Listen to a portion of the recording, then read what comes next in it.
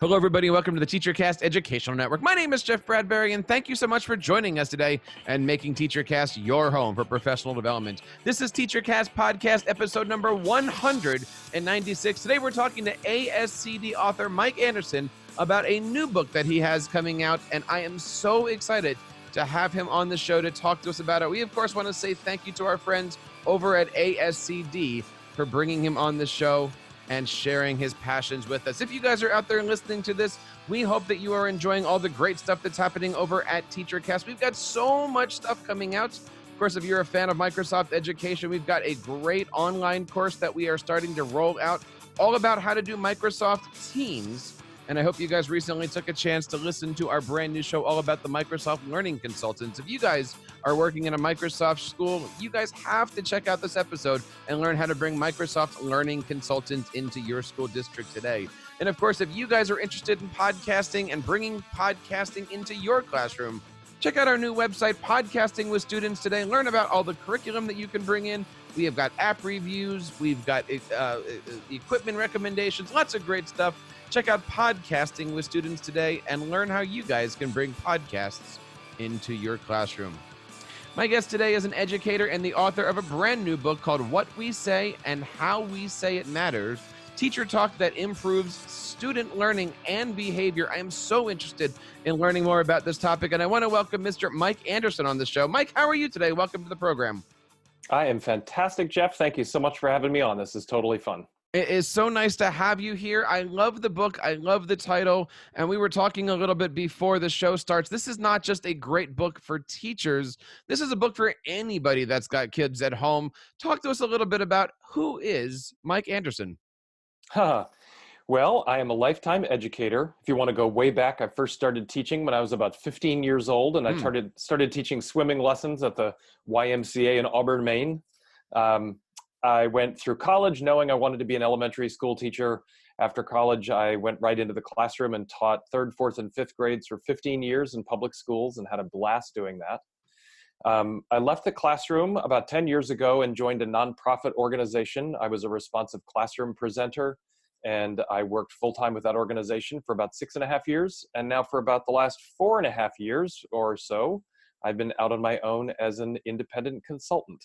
So I'm working with teachers in schools all over the place and having a blast. And I bet you're working with teachers from all grade levels and subject areas. And I bet they all have the same thing in common, which is what is the best way to communicate with our students? Yes, I do work with teachers from pre-K on up.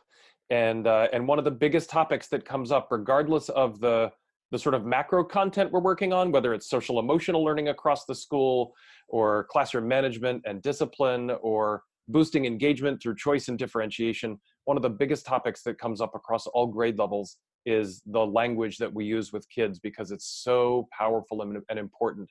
And even just small, subtle shifts in what we say and how we say it really make a huge difference in how kids feel about school, how they feel about learning, how they feel about themselves. So yeah, it's a big topic.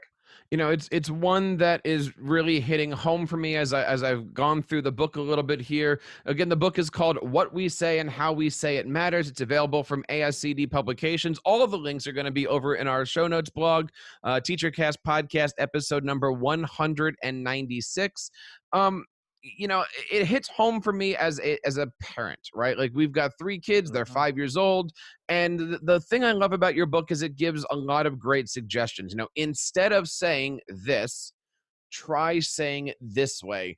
And I've actually taken a few of those suggestions at, you know, those inappropriate, we call it dinner time, when everyone's going crazy. You know, don't say things like, hey, Robert, don't throw the food at your sister. We can say things like, wouldn't you rather have the food in your belly? Right. The food needs to stay on the plate. We talk to kids about what to do instead of emphasizing what not to do. That's a great simple example of a shift we could make. Well, you mentioned earlier that, you know, language is important. So I got to start with the conversation here with why. Why is it important, the words that we say? Yeah, well, I mean, just about any interaction we have with kids involves language of some kind. And the way we frame questions, the way we talk about upcoming learning or events can help shift kids' moods. Eric Jensen talks a lot about emotional states and the importance of helping kids get into the right emotional states where they're ready to learn.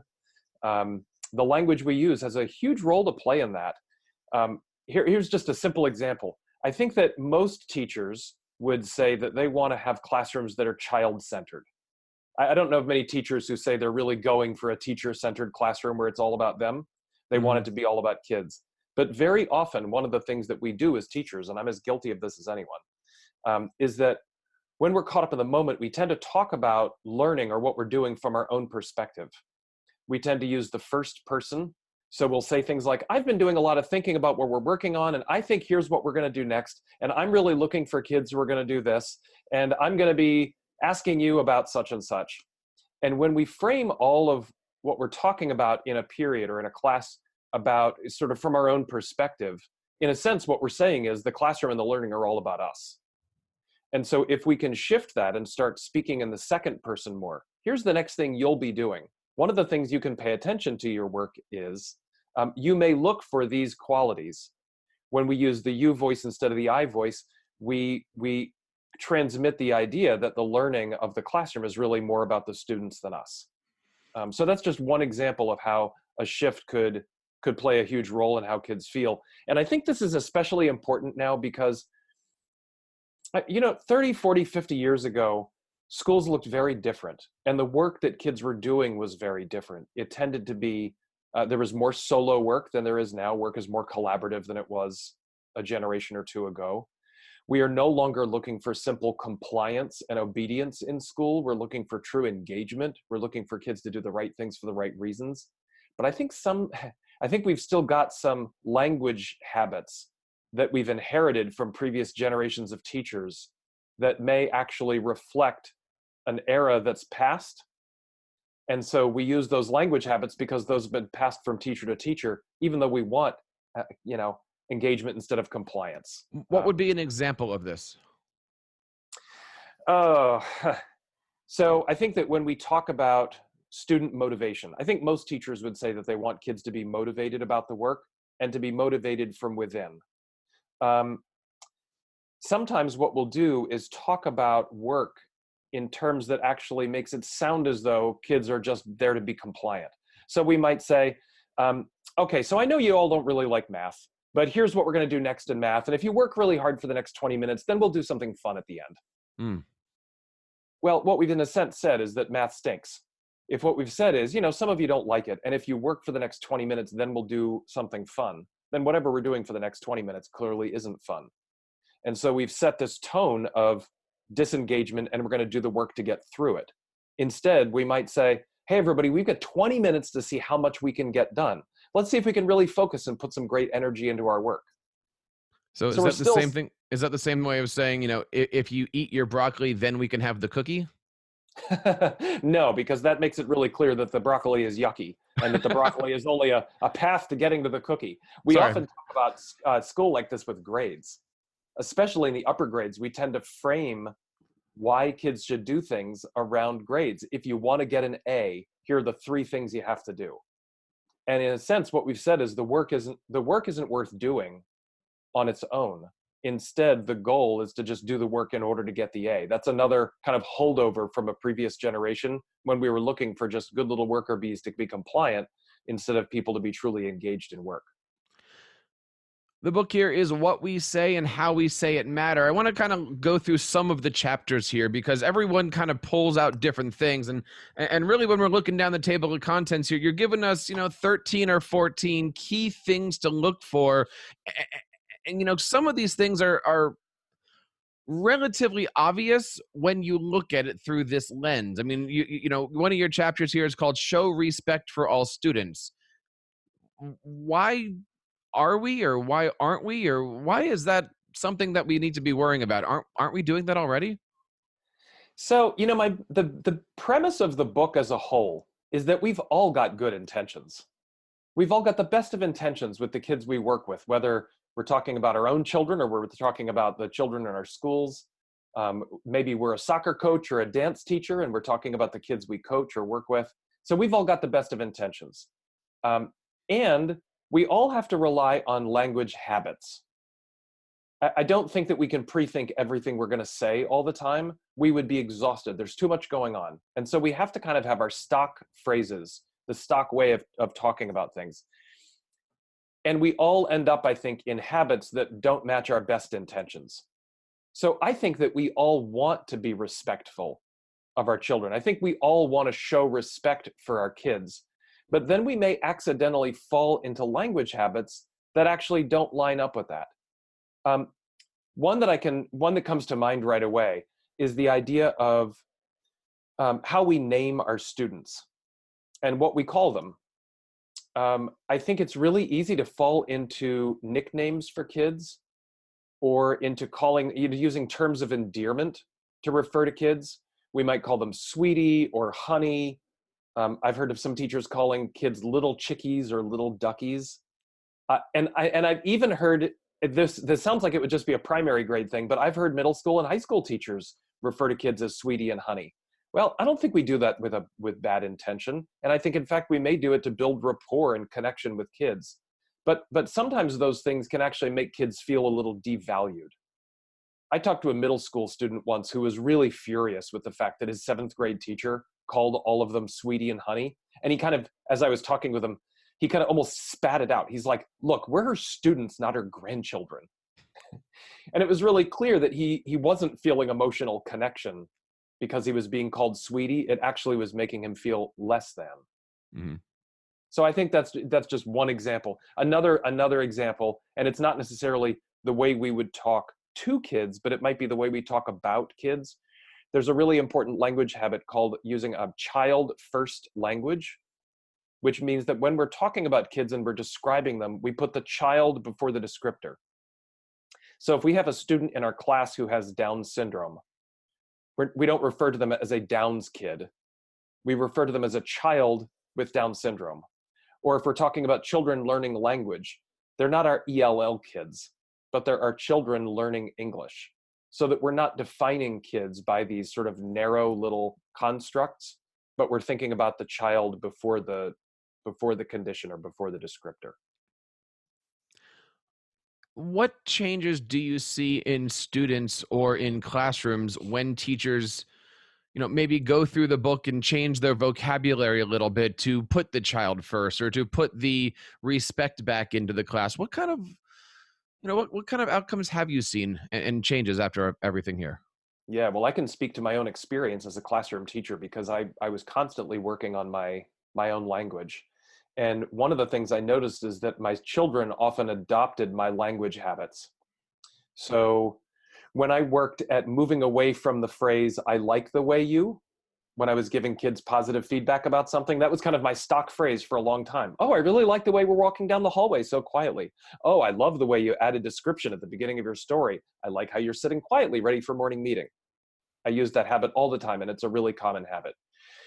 When I moved away from that, and when I let my students know why I was moving away from that and actually asked them to help me break that habit, one of the things I saw was that they started using better language as well in writing conferences. So they started moving away from that language of, I really like the way you started your story, and they started to be more descriptive. And I think this can go both in a good way and a bad way. I've also, in one school in which I taught, there were a couple of teachers who used really, really negative, sarcastic language on a regular basis with children. And when I inherited those kids the next year, it would take months of hard work on my part to break those language habits of the kids. So I think we have to remember that we're always modeling, whether we mean to or not. And the language habits that we use with them should be the same kind of language habits that we want them to grow into themselves. Well, you had just mentioned things like sarcasm, and I know in the book you mentioned things like negative teacher talk. How do we break our students of that? I mean, September is coming. We're going to get a new crop of kids. How do you take a group of students and point them in the right path, if that's even the right way of looking at it? Yeah, it is. And I think that's one thing to think about. I think we should also think about how we break our own habits, because, boy, if we can't break our own habits, it's awfully hard to help other people break theirs. What I did in my own classroom was I kind of hit some things head on. I was just really clear and said to my students, there are certain ways we're going to talk with each other this year in 4th grade. And one of the things we would do is create rules together as a class. So we went through a process. It would take about 3 to 5 days, depending on the class and the year, where we collaboratively built rules together. And then those rules became the anchor of discipline in the classroom. So if we had a classroom rule that said we were going to treat everyone with respect, then as I heard language habits emerging in kids that didn't match that, I could refer to our classroom rule and say, oh, you know what? When we use that really negative language with each other and make fun of each other for making mistakes in math, we're not following our rule around respect. So here's how we could say that instead. So I think it takes a lot of really proactive, patient, hard work on the part of teachers to help kids break some of those habits they might have. And in the book, I've actually devoted an entire chapter to helping teachers think about how to shift our own language habits, because that is really, really hard and so important. What would be a way that a teacher can, motivate a student through their language that, maybe that student isn't having a good day, or maybe that student is one of those people that's just trying to needle the teacher right there? Is there a way to help a student out without calling attention to them in a positive way? Well, I always found that when I saw an ongoing challenge with a kid, if it was something that was happening on a pretty regular basis, that was something where I'd find time to have a chat with that kid on the side. I'd invite them to have lunch with me, or we'd go for a walk and talk on the playground, or maybe during a readers or writers workshop, I would have a 5-minute social conference with that child instead of a writing conference, so that I could try and figure out what was going on. Ross Green is a fantastic educator, and he talks about how behavior is a form of communication. And so when we see kids exhibiting a behavior that's not positive or that is clearly troublesome, I think we need to pause and work at not reacting too quickly and jumping to conclusions, and try and figure out from the kid's perspective what's going on and why that's happening. And then once we've figured out what's going on for that kid, then we can start to think about how we might help them get into a better pattern. We were talking earlier about the fact that this book here called "What We Say and How We Say It Matters" is great for teachers, but also for parents. Even just now, I'm kind of flipping through the pages here, not only from the teacher but the parent. But my background is in conducting, my background is in orchestra, and I just kind of stopped here at chapter 5, which is set students up for success, right? And you get a lot of students that come in, especially to the performance classes or to the shop classes, the STEM. They want to try things, but they're just not sure how to do it. And I know one of the things that that it's in the book here, you can't say, hey, look at Mike, he's doing this. You can always adjust that to say, hey, look, what can we do together? Or how does this work out better? There's always ways to help the kids out that might not be able to be as successful as the other students. Talk to us a little bit about why it's important not to be pointing at people and saying, let's be more like that student. Yeah, that's a tricky one, because I think many of us were taught, certainly teachers and teacher prep programs were often taught to highlight the good behavior or the good performance of one child and hold that up as the model to encourage other kids to want to do that. But that can be troublesome. And even if we have a positive community in our classroom, there are times when we want to be really careful about that. Something that I like to say to teachers is, whenever you're struggling with a language habit, or you're trying to figure out, is this okay to say or is it not okay to say? Imagine what the adult equivalent would feel like. So how would it be if a principal got up in front of the staff at a staff meeting and said, I really want to commend Ms. Robertson for the way she's been showing up to bus duty on time. It's really great that she's organized and that she's taken care of her responsibility to the school. And what the principal's really saying is, to the 3 people who aren't showing up on time, you need to do better.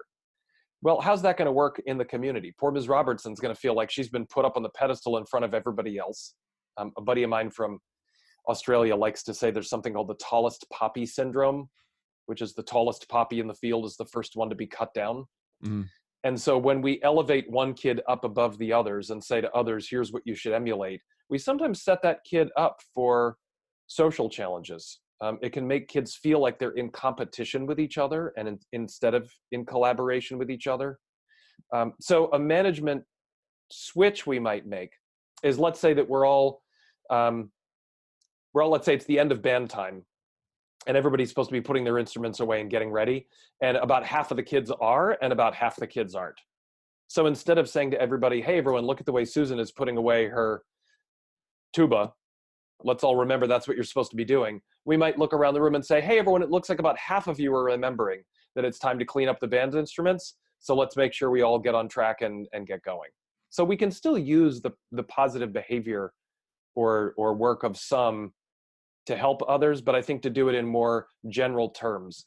And if we are going to use a piece of student work as an exemplar, if we're going to put it up as something kids might learn from, I think we should always ask that student first, and then make sure to do it in a way that doesn't make it sound as though we're sort of telling all the other kids, hey, you should be like them. Instead, here's something we should grow from, or here's something we might share and learn about together, just so we're not setting kids up for tough social challenges. I think anybody that's listening to this show, as you're talking about these different topics, are thinking about that one moment where they heard it that way, or that their teachers before them had told them that way. And looking at all these topics here, I'm also putting my tech coach hat on this, going, a lot of these topics can be very meaningful for technology coaches that are working with other adults, right? Like, you don't want to say, hey, look at Mike's Google Doc. Hey, Sally, why doesn't your Google Doc look like that? I mean, this could easily be translated into, again, the faculty meeting where, every single month the principal might go out and say, all right, here's my blue ribbon teachers, and I'm going to bring them up and give them a certificate.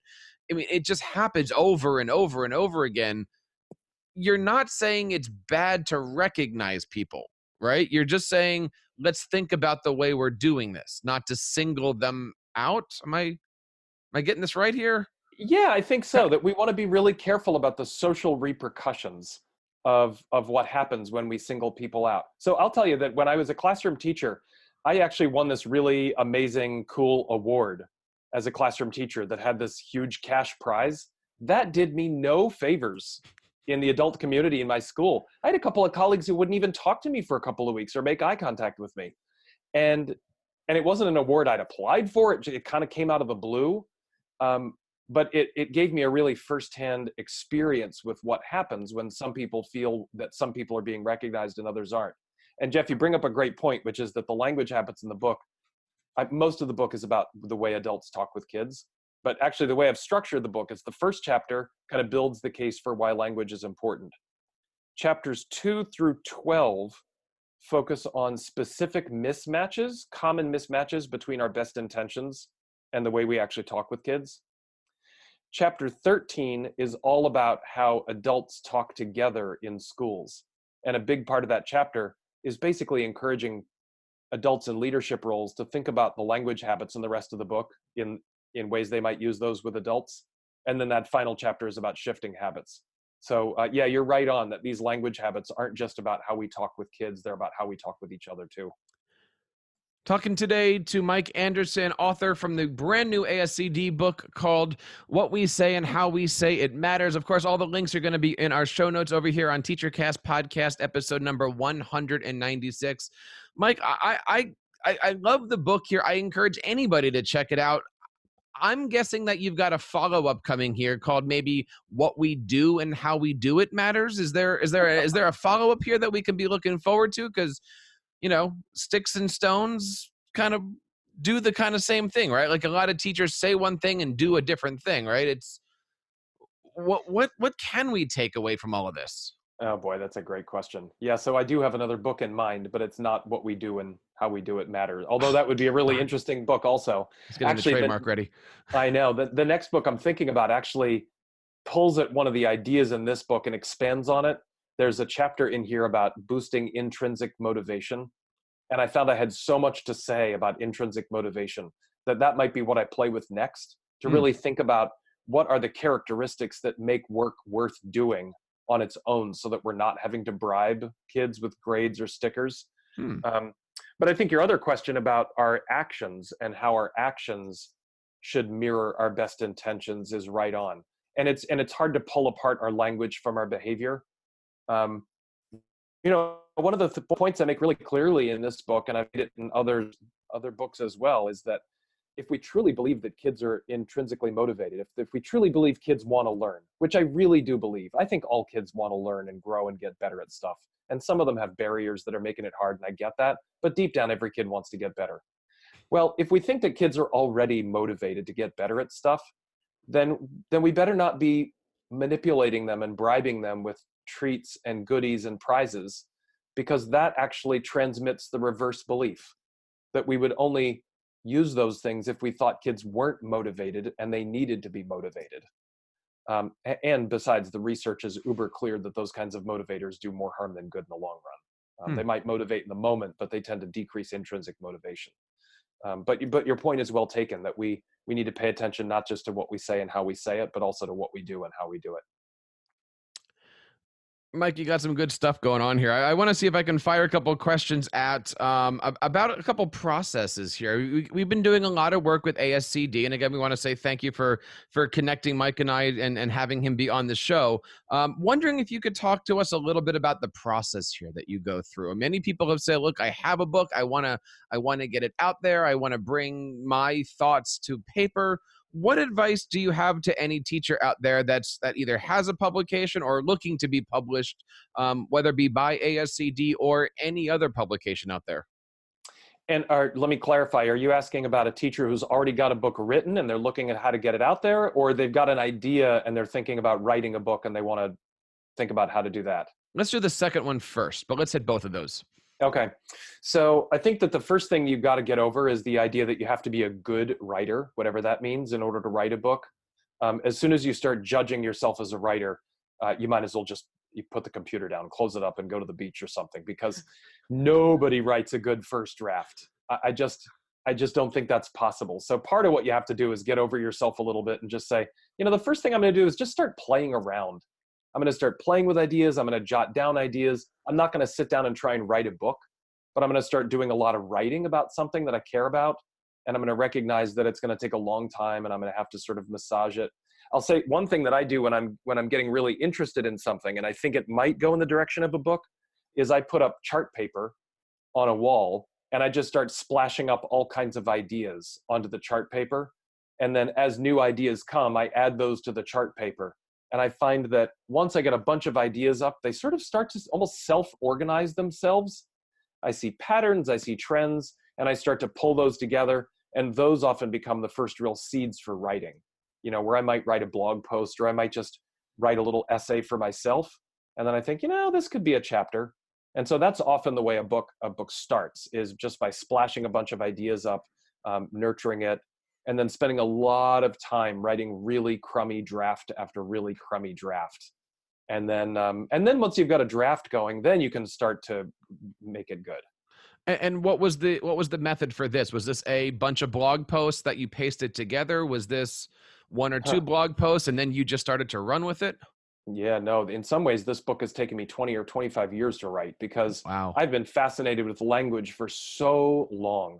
And as a beginning teacher, I had some really important, powerful mentors who helped me start thinking about my language. When I was a responsive classroom presenter, I loved to present about language that organization talked about. I've written many, many blog posts about language. As I've consulted in schools, I've done lots of talks about language. So these ideas have been percolating, and that made me a little cocky. And so when I decided it was time to write this book, I really thought it was going to be an easy book to write, because I'd been talking about it so much and I'd written so much about it already, that I kind of thought, okay, this one's just going to write itself. And man, this one kicked my butt. It took me so long to get a workable draft because I had such a hard time organizing my thinking. And ideas just seemed to flow from one idea into the next. And it took a really long time to get the chapters kind of tight to the point where they each felt like their own entity. So this one was a really, really long, hard slog, and I'm really proud of the end result. I love the moral of the story there, which is if you have an idea, just keep working at it, right? It doesn't matter if it's a blog post, a book, a podcast, anything that's going on in your life, just keep working at that little bit by little bit, and you could have something as amazing as What We Say and How We Say It Matter, available from ASC Publications. Wouldn't that be something? Absolutely. Mike, I want to say thank you so much for spending time with us today. Please come on when you when that next book comes out. We'd love to have you. And you know what, guys, if you're out there looking and this stuff rings out to you, check out the book. Of course, it's available over at ASCD Publishing. This is TeacherCast Podcast episode 196. All of our links to everything is there. But Mike, where can we find out more information about the book? Where's your website and Twitter account that we can follow today? Sure. So you can get the book in a couple of places. I recommend going to the ASCD bookstore online, and you'll be able to put in what we say and how we say it matter into the search bar, and that'll bring it up. It's available on Amazon, so that's another great place to check out. My personal website is www.leadinggreatlearning.com. And there you can see this book as well as other books that I've written and get in touch with me. My email is mike@leadinggreatlearning.com. And on Twitter, I am @balancedteacher. So that's my handle on Twitter. And of course, if you're in the New England area, check Mike out. He can take you out for a nice lobster or 6 or 7 lobsters or anything like that. Right, Mike? You come see me and I'll buy you a lobster. Where do you go for your lobsters? Newark's. It's a great little place right down on the water in Portsmouth. Yeah. Nice. Yeah, it's a good spot. The book again is called What We Say and How We Say It Matters. Check it out from ASCD Publishing. We again want to say thank you to ASCD for connecting Mike and I. It's an amazing book. Please go over and check it out. And of course, we hope you check out all the other great stuff that's happening on TeacherCast. If you're bringing podcasting into your classroom, check out the brand new podcastingwithstudents.com today for all of your podcasting needs. And don't forget, if you're an instructional technology coach, we have our Tech Coach Mastermind. We have a brand new cohort starting at the beginning of April. Join us today. Go on over to teachercast.net/mastermind and learn how you can provide amazing professional development for yourself. If you're going to invest in anything this year, invest in your professional development. And that wraps up this episode of the TeacherCast podcast, episode number 196. On behalf of everybody here in the TeacherCast Educational Network, my name is Jeff Bradbury, reminding you to keep up the great work in your classroom and continue sharing your passions with your students.